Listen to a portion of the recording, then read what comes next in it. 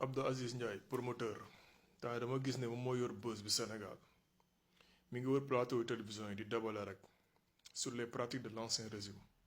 duñ demoon def seen dil yi ñu demoon def port bagage bi ñëw kay du ñuy fay mi ngi expliquer rek quoi mais man sama problème mooy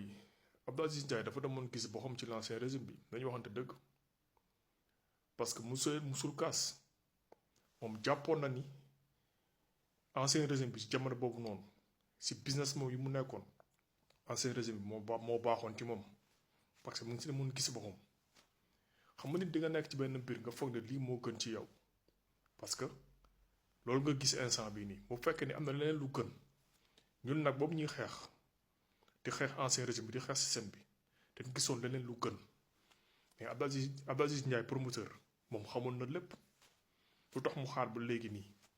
commencé di débale naan gars yi bu la waree woo pour jox la sa quota da nga naan da ngay fay lii wala lële naan port début fa nekkoon lii la woon lii te mu xamoon lépp mais mu accepté woon ko bokkoon ci dil boobu noonu parce que mu si demoon gis boobu nit ñi di xeex jeunesse bi di xeex askan wi di xeex ñi rey nit ñi Abdou Aziz Ndiaye est-ce que gis ngeen mu jëloon position wala mu wax non il était là nekk ci business am moom business am moo ko intéressé woon naa am ay quota suukar war a ceeb yu muy andi port dëggee làmpam tranquillement boobu ñun ñu ngi demoon gis leneen lu gën ñun jeunesse bi ñun ndaw ñi ñu demoon gis leneen la moo tax mu jaral ñu joxe suñu bakkan mu am ñu bari ñu ci des tey nag bu mu gisee nag mu commencé di wër plateau télévision ñi di ko taf li muy def wax mën a baaxul parce que boobu mu commencé wax ne ceeb bi mun na wàññeeku lii ak lii ñu bari ñu ngi ciy topp ñu ngi wàññi ceeb bi suukar bi tamit c'est bien mais j'aurais préféré mu defoon ko ci jamono yoo xamante ne dëgg-dëgg foofu la woon parce que jamono ñu ko soxla woon ay nit lañ yoo xamante ne am nañ pouvoir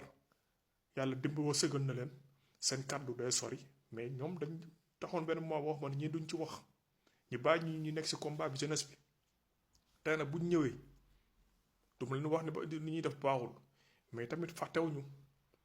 fàttewuñu quoi duñ fi nekk benn rek instant rek duñ ñëw rek ñu gobe ko dañoo ñu gobe ko ñu fi nekkoon démb di xeex ñun on est